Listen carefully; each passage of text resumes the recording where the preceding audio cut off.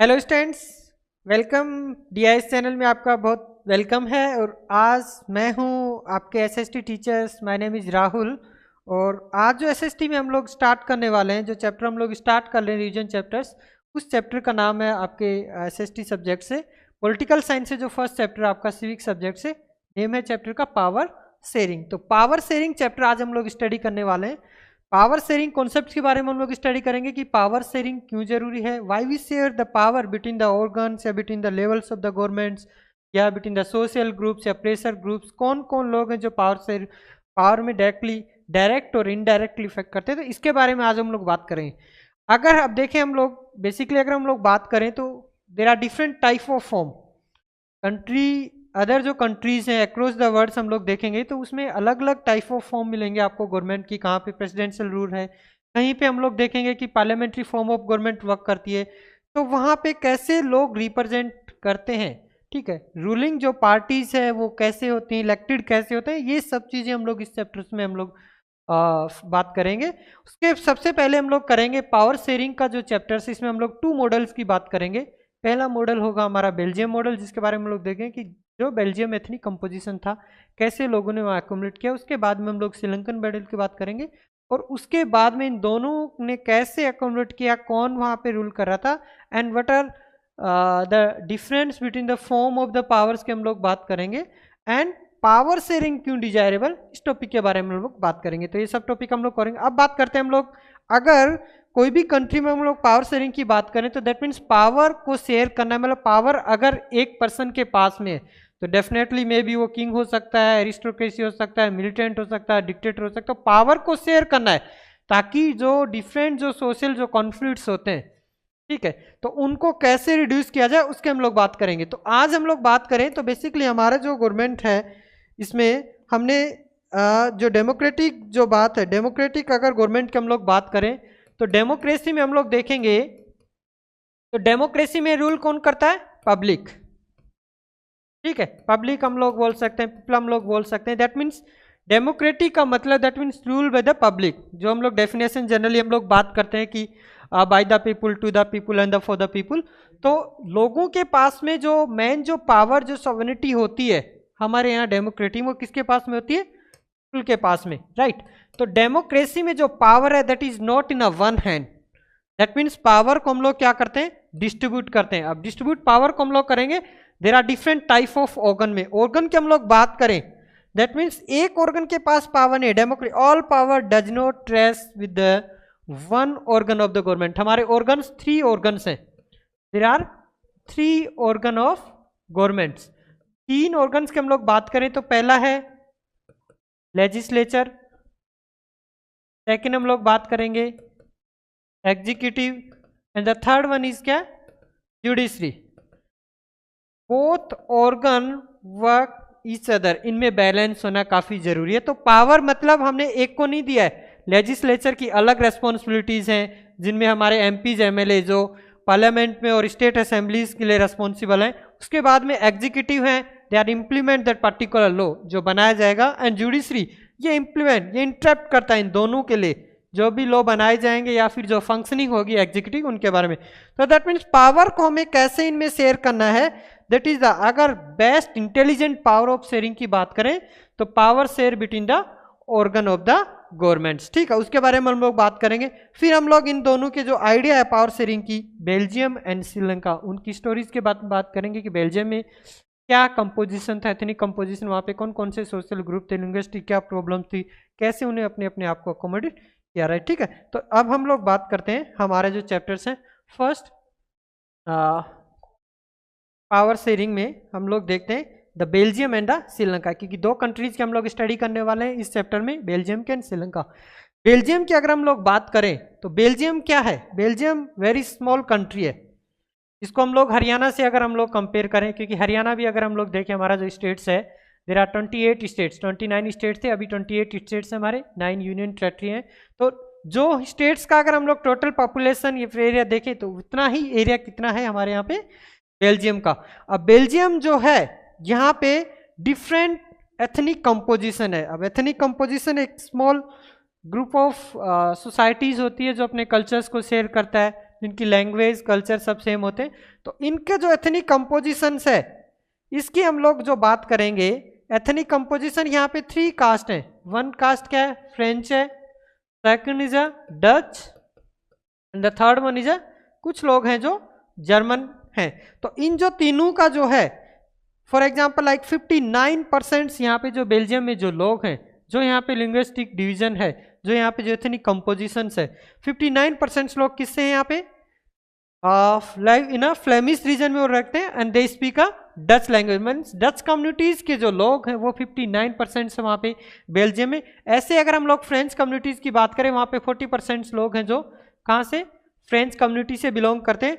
And जो rest जो लोग हैं जिनको हम लोग 1% हम लोग बात कर सकते हैं, ये कौन लोग हैं, जर्मन लोग हैं, राइट। ठीक है, तो एथनिक कंपोजिशन देखो डिफरेंट होगा। यहाँ पे 3 कास्ट हैं, फ्रेंच लोग हैं स्पीकिंग, जो फ्रेंच स्पीकिंग लोग हैं, डच स्पीकिंग लोग हैं और जर्मन स्पीकिंग। उसके अलावा अगर हम लोग इसके जो कैपिटल है उसमें अगर हम लोग बात करेंगे, इसकी कैपिटल है ब्रुसेल, जिसके बारे में हम लोग बात करेंगे।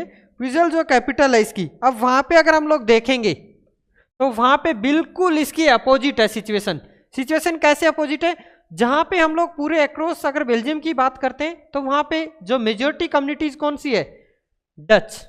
बट अगर हम लोग इसकी कैपिटल की बात करेंगे तो वहां पे 80% पीपुल स्पीक फ्रेंच।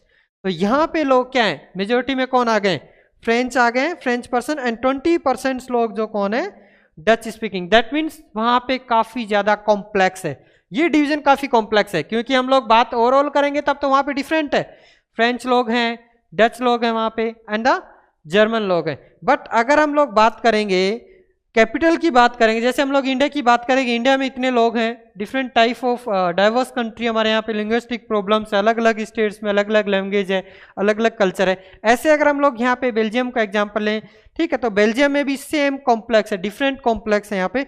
बट अब हम लोग बात क्या करें कि वहाँ पे डच लोग मेजोरिटी में हैं, बट जो कुछ लोग जो माइनॉरिटी में हैं वो लोग वहाँ पे बहुत ज़्यादा रिलेटिवली रिच हैं या फिर पावरफुल हैं। दैट मीन्स वो लोग वहाँ पे रूल करते हैं या उनके पास में पावर ज़्यादा है, या फिर वो लोग जो वहाँ पे जो डेवलपमेंट का प्रोसेस है या फिर अदर जो वर्क हैं उनमें उनका पार्टिसिपेशन ज़्यादा है। तो डच माइनॉरिटी कम्युनिटी कौन सी है, फ्रेंच है। तो फ्रेंच लोग क्या है, दे आर रिलेटिवली रिच है, पावरफुल है, ठीक है वो माइनॉरिटी में but they are very rich. अब इसको अगर हम लोग देखते हैं तो अब जो अदर जो लोग हैं, डच के जो लोग हैं, जितने भी डेवलपमेंट के प्रोग्राम्स, वेलफेयर के प्रोग्राम्स होते हैं या फिर एजुकेशन की हम लोग बात करें, तो इनको जो रिप्रेजेंटेशन मिलना चाहिए, इनको जो अपॉर्चुनिटी मिलनी चाहिए डच लोगों को, वो काफ़ी ज़्यादा लेटर मिलती है, मतलब बाद में मिलती है। तो पहले किनको मिलती है, फ्रेंच लोगों को। और यही प्रॉब्लम्स क्या है, अगर कोई इक्वलिटी नहीं है, अपॉर्चुनिटी, इक्वल अपॉर्चुनिटी नहीं है किसी भी सोशल ग्रुप में या कम्युनिटी में, तो definitely there is a conflict between the social group. और उसी कॉन्फ्लिक्ट को हमें क्या करना है, रिड्यूस करना है। तो कैसे किया इन्होंने, तो यही टेंशन है किसमें, डच स्पीकिंग लोगों में और फ्रेंच। और इसी टेंशन को हम लोग क्या करेंगे, इसी टेंशन की वजह से इन दोनों कम्युनिटीज में आपस में क्या होता है, डिस्प्यूट्स होता है, और ये लोग एक नए कॉन्स्टिट्यूशन। तो पहले हम लोग बात करेंगे कि जो बेल्जियम जो है, बेल्जियम के बारे में, बेल्जियम ने कैसे अकोमोडेट किया, ठीक है। उसके बाद में हम लोग श्रीलंका के बारे में बात करेंगे।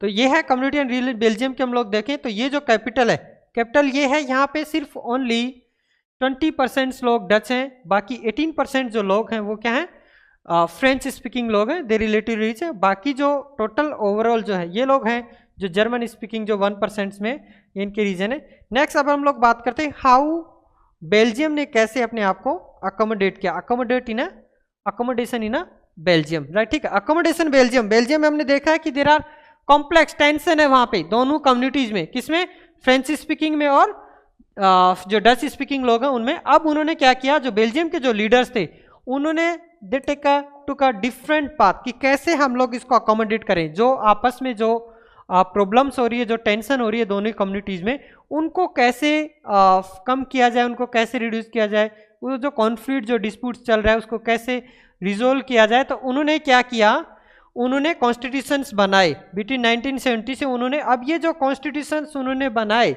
जो फ्रेम किया उन्होंने कॉन्स्टिट्यूशन, उसमें काफ़ी ज़्यादा प्रोविजन उनको चेंजेस करने पड़े। और वो को जो कॉन्स्टिट्यूशन उन्होंने बनाया था उसमें उन्होंने 4 बार 4 टाइम उन्होंने वहां पे अमेंडमेंट किया, उसको चेंजेस किया, और बाद में जो लास्ट जो फाइनल जो कॉन्स्टिट्यूशन बना है उसमें जो उसमें अरेंजमेंट किए गए, तो उसमें दोनों कम्युनिटीज को एक इक्वल अपॉर्चुनिटी दी गई। वो इक्वल अपॉर्चुनिटी कैसी मिली, कैसे उन दोनों कम्युनिटीज में डिस्प्यूट्स हुआ, तो वो जो प्रोविजंस किए गए थे, देयर आर 3 प्रोविजंस, 3 जो प्रोविजंस किए गए थे कॉन्स्टिट्यूशंस में जो बेल्जियम के, उसके बारे में हम लोग, तो पहला प्रोविजन उन्होंने क्या किया, कॉन्स्टिट्यूशन उन्होंने बनाया कि जो सेंट्रल गवर्नमेंट है, जो सेंट्रल लेवल पे जो गवर्नमेंट काम करेगी, दैट मीन्स उसमें Dutch speaking and the French speaking people have a equal representation. दोनों कम्युनिटीज में क्या रहेगा, इक्वल रिप्रेजेंटेशन रहेगा। मान लो कि वहां पे 50 लोग हैं, 50 टोटल हैं, तो 50 में से 25 जो लोग हैं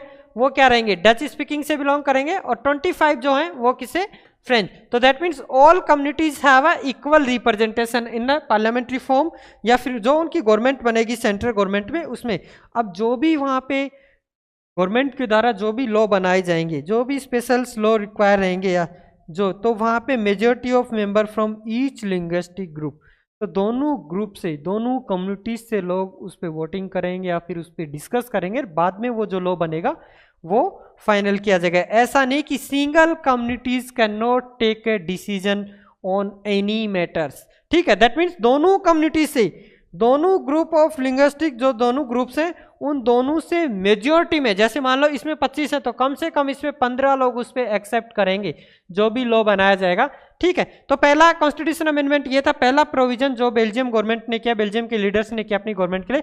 दूसरा क्या किया उन्होंने, सेंट्रल गवर्नमेंट के द्वारा वहां पे एक नई जो सेकंड जो स्टेट गवर्नमेंट उन्होंने बनाई, स्टेट गवर्नमेंट में उन्होंने कंप्लीटली की states are not working under control on central government by the central government. तो सेंट्रल गवर्नमेंट के सबऑर्डिनेट, उनको सॉवरेनिटी जो दी गई, जो पावर दी गई, वो स्टेट गवर्नमेंट को भी सेम पावर दी गई।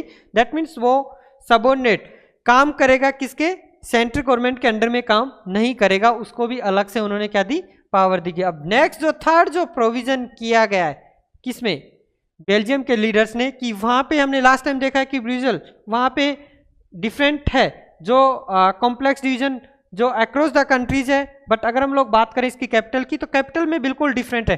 ब्रुसेल में जो 80-20 का जो कॉम्प्लेक्स था इन दोनों का, अब उन्होंने क्या किया, जैसे उन्होंने सेंट्रल गवर्नमेंट में इक्वल रिप्रेजेंटेशन किया both Dutch speaking and the French speaking people, वैसे ही उन्होंने both the communities have a equal representation at the Brussels. वहां पे जो कैपिटल है वहां पे भी उन दोनों कम्युनिटीज को इक्वल क्यों किया, बिकॉज फ्रेंच ने क्यों किया, क्योंकि ब्रुसेल की हम लोग बात करें तो यहाँ पे कौन लोग मेजोरिटी में, फ्रेंच लोग, वो 80% है।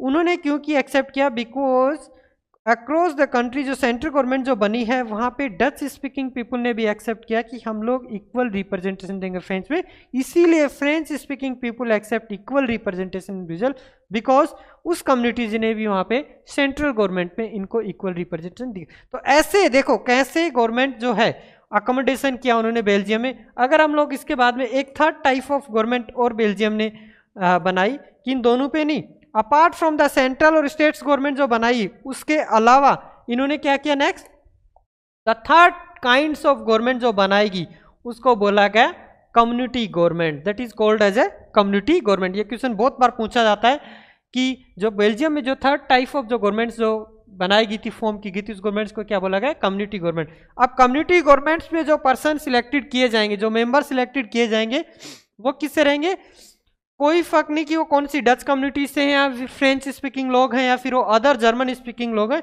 इस गवर्नमेंट्स में जो काम बेसिकली फोकस किया जाएगा वो बेसिकली किया जाएगा 3 सेक्टर्स पे, culture related, education related and the language related जो भी इश्यूज होंगे उन पे कम्युनिटी गवर्नमेंट फोकस करेगी। कम्युनिटी गवर्नमेंट्स के जो मेंबर्स हैं उन पे वो लोग काम करेंगे। तो इनको अलग से रेस्पॉन्सिबिलिटी, बहुत इंपॉर्टेंट क्वेश्चन है कि बेल्जियम ने जो थर्ड टाइप ऑफ गवर्नमेंट जो फॉर्म की थी उसको क्या कहते हैं, कम्युनिटी गवर्नमेंट, ठीक है। जैसे हमारे यहाँ पे हम लोग देखते हैं कि we have a central government, we have a state government and जो थर्ड टाइप ऑफ गवर्नमेंट है लोकल जो गवर्नमेंट है, वैसे उन्होंने क्या किया, जो लेवल ऑफ गवर्नमेंट्स है थर्ड काइंड्स ऑफ गवर्नमेंट ये कम्युनिटी गवर्नमेंट्स उन्होंने फॉर्म की, अलग से उनको वर्क दिया गया। अब एक और क्वेश्चन है यहाँ पे कि जो यूरोपियन का जो हेडक्वार्टर है Brussels will also as a headquarter of European Union? बहुत सिंपल क्वेश्चन है, ठीक है, एंड एग्जाम्स में बहुत बार पूछा जाता है कि यूरोपियन यूनियन की जो हेडक्वार्टर है वो कहाँ पे लोकेटेड है, तो आपका आंसर होना चाहिए स्विट्जरलैंड, राइट। ठीक है, तो आज हमने पढ़ा है, पहला हमने स्टोरी पढ़ी है बेल्जियम की। बेल्जियम में क्या कॉम्प्लेक्स डिवीजन था, एथनिक कंपोजिशन था, कितने वहाँ पे जो डाइवर्स जो चीज़ें थी, लिंग्विस्टिक जो प्रॉब्लम्स थी, कैसे उन्होंने अपने आप को अकोमोडेट किया, कैसे उन्होंने गवर्नमेंट फॉर्म की, राइट। ठीक है, नेक्स्ट हम लोग स्टोरी पढ़ेंगे हम लोग अब श्रीलंकन गवर्नमेंट की। श्रीलंकन गवर्नमेंट की अगर हम लोग बात करें तो यहाँ पे हमारे क्या है, श्रीलंका में बिल्कुल डिफरेंट है। जो कॉम्प्लेक्स डिवीजन जो बेल्जियम में था, यहाँ पे बिल्कुल क्या है, डिफरेंट है। क्या है, श्रीलंका इंडिपेंडेंट हुआ 1948 में, ये ध्यान रखना। श्रीलंका जो अमेर्ज हुआ, इंडिपेंडेंट हुआ कंट्री 1948 में। अब वहाँ के जो लीडर्स थे, वहाँ पे डिफरेंट टाइप ऑफ कॉम्प्लेक्स है। डिफरेंट टाइप ऑफ कॉम्प्लेक्स क्या है, जो बेल्जियम में वहाँ पे डच, फ्रेंच एंड जो जर्मन स्पीकिंग लोग थे, यहाँ पे जो मेजोरिटी में जो लोग हैं वो कौन है, सिन्हाला। जो सिन्हाला जो लीडर, सिन्हाला जो कम्युनिटीज है, अक्रॉस 76-78% जो हैं वो लोग कौन है, सिन्हाला के लोग हैं। ठीक है, तो सिन्हाला के जो लोग हैं, दैट मीन्स ये मेजोरिटी में कहाँ पे, श्रीलंका में। बट वहाँ पे जैसे बेल्जियम हम लोग, we have a comparative study with the Belgium and the Sri Lanka, दोनों में हम लोग कंपैरेटिव करेंगे ताकि डिफरेंस हमें क्लियर हो जाए कॉन्सेप्ट। अब जो सिन्हाला के जो मेंबर्स हैं, ठीक है, इन्होंने क्या किया कि अपना मेजोरिटी को एस्टेब्लिश करने के लिए कि कैसे हम मेजोरिटी में तो डेफिनेटली रूलिंग पार्टी कौन बनेगा, हम ही लोग बनेंगे। तो उन्होंने क्या किया, उन्होंने एक ऐसी सीरीज ऑफ अडॉप्ट की, जैसे हमारे इंडिया ने हमने डेमोक्रेटिक की, democratic in the sense like जो भी हमारे यहाँ पे जो रूलिंग पार्टी होगी वो क्या होगी, इलेक्टेड होगी। ठीक है, उसमें डिफरेंट पार्ट है हमारे यहाँ पे, ठीक है, कि रिप्रेजेंटेटिव का चांस सब लोगों को मिलेगा, इलेक्टेड लोग आएंगे, वो लोग गवर्नमेंट फॉर्म करेंगे। बट यहाँ पे डिफरेंट है, यहाँ पे क्या है कि उन्होंने अडॉप्ट अ सीरीज ऑफ मेजिटेरियनिज्म जो सीरीज है, that means a majority community rule in a country. और क्या करेंगी वो, डिसरिगार्ड करेंगी किसको, माइनॉरिटी कम्युनिटी में। तो यहाँ पे माइनॉरिटी में कौन है, दो लोग हैं, Sinhala Tamil. Sinhala Tamil is also divided into 2 categories, एक इंडियन तमिल से, एक श्रीलंकन तमिल से, उसके बारे में हम लोग आगे बात करेंगे। तो इन्होंने सीरीज अडॉप्ट की, तो क्वेश्चन आता है कि which type of series are adopted by the Sri Lankan government. तो श्रीलंकन जो गवर्नमेंट्स है, जो सिन्हाला कम्युनिटीज है, उन्होंने मेजिटेरियनिज्म को एस्टैब्लिश किया। क्यों, ताकि उनकी सुप्रीमेसी बनी रहे, किनकी, सिन्हाला कम्युनिटी की। और इस सुप्रीमेसी को एस्टैब्लिश करने के लिए उन्होंने डिफरेंट टाइप ऑफ प्रोविजन किए। There are 3 different type of provision. वो प्रोविजन उन्होंने किया, फर्स्ट में उन्होंने क्या किया, दे पास एक्ट इन 1956। तो 1956 में उन्होंने एक एक्ट पास किया, that means Sinhala is only the official language of Tamil. Tamil लोग वहां पे, श्रीलंकन तमिल है वहां पे, इंडियन तमिल है वहां पे, एंड सिन्हाला कम्युनिटीज में। तो सिन्हाला कम्युनिटीज ने पहली अपनी सुप्रीमेसी को एस्टेब्लिश करने के लिए कंट्री में उन्होंने सबसे पहले क्या किया कि सिन्हाला लैंग्वेज को एज ए ऑफिशियली लैंग्वेज बना दिया, राइट। ठीक है, अब जब ये ओनली ऑफिशियली लैंग्वेज क्या होगी, सिन्हाला, तमिल को उन्होंने कंप्लीटली क्या किया, इग्नोर किया। तो जब किसी कम्युनिटीज की पर्टिकुलर लैंग्वेज या फिर कहीं भी अगर कल्चर, ट्रेडिशन या फिर लिंग्विस्टिक्स जो भी चीज़ों को इग्नोर किया जाता है, there is a conflict between the social group या सोशल जो लिंग्विस्टिक जो कम्युनिटीज हैं उनमें। और ऐसा ही क्या हुआ, तमिल ने भी क्या किया, अब ये उनको काफ़ी ज़्यादा इग्नोर किया गया। तो अब उसके अलावा नहीं किया इन्होंने, सिर्फ फर्स्ट प्रोविजन ही नहीं किया कि सिन्हाला एज ऑफिशियल लैंग्वेज, उन्होंने सेकंड क्या किया कि जितनी भी गवर्नमेंट की जो पॉलिसीज हैं एंड अदर जो यूनिवर्सिटी में जॉब हैं वो भी किसको मिलेंगे, सिर्फ सिन्हाला कम्युनिटीज के लोगों को। दैट मीन्स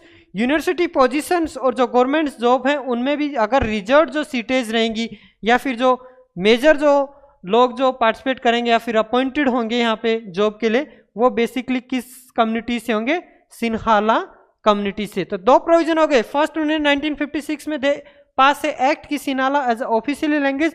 सेकंड उन्होंने क्या किया कि यूनिवर्सिटी के जॉब और ये जो हैं गवर्नमेंट के जितने भी जॉब्स हैं उनमें सिन्हाला कम्युनिटीज को काफ़ी ज़्यादा फेवर मिलेगा।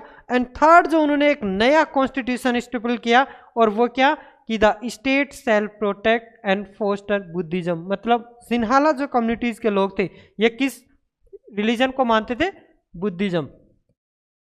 बुद्धिस्ट लोग थे, तो इन्होंने क्या किया, अपने रिलीजन को प्रमोट करने के लिए स्टेट्स को ये दे दी कि स्टेट सेल्फ प्रोटेक्ट, अगर कहीं भी इनके अगेंस्ट में कोई भी अगर बात निकालता है या फिर स्ट्राइक करता है या फिर अगेंस्ट में जाता है तो डेफिनेटली स्टेट क्या करेगा, इनको हेल्प करेगा। ठीक है, तो 3 provision are done by the Sinhalas communities, अपनी सुप्रीमेसी को उन्होंने एस्टेब्लिश करने। अब जब ऐसी चीजें होंगी, ठीक है, तो डेफिनेटली जो अदर कम्युनिटीज है वो डेफिनेटली क्या डिसरिगार्डिंग होगी, या फिर उनको जो किया गया है डिसरिगार्ड किया गया है, तो आपस में जो कॉन्फ्लिक्ट होगा। यही क्या हुआ कि जो श्रीलंकन जो तमिल्स थे, अब वो ये सोचने लगे कि डेफिनेटली हमें क्या करना है, हमें हमारे यहाँ पे अगर हमें जो राइट्स चाहिए या अपॉर्चुनिटीज चाहिए, तो वहाँ के लीडर ने अब क्या किया, अपनी कम्युनिटीज को इकट्ठा करना स्टार्ट किया, और उन्हें देयर लैंग्वेज एंड कल्चर को अगर करना है हमें, तो उन्होंने feel that the constitutions and government policies, उनको लगने लगा कि जो लोग हमें इग्नोर कर रहे हैं, जो अपॉर्चुनिटीज हमें इक्वलिटी नहीं मिल रही है as a compare to the सिनाला,